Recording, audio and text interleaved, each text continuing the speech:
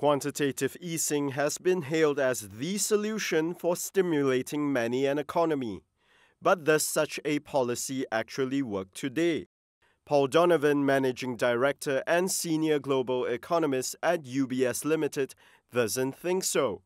He says that weakening a currency in order to boost exports is an out-of-date strategy. Weakening a currency, I think, has very little impact in terms of economics.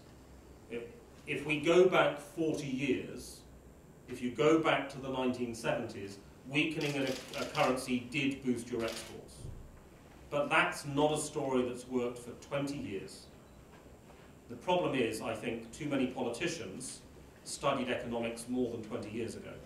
So they remember the old theory, which doesn't work anymore, and they haven't kept up to date with the new changing environment where actually currencies have a lot less impact than they used to.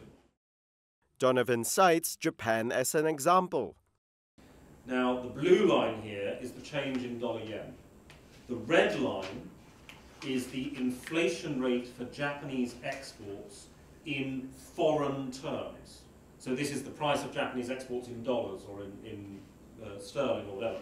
So if you go back to the the mid-1970s, you see you get a 30% rise in the value of the yen, and the red line goes up by 15%. Half the currency impact is passed on 40 years ago.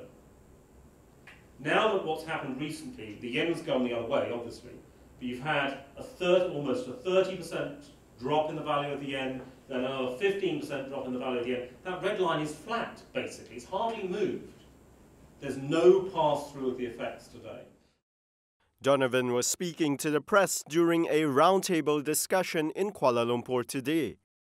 Jonathan Gan, DHTV.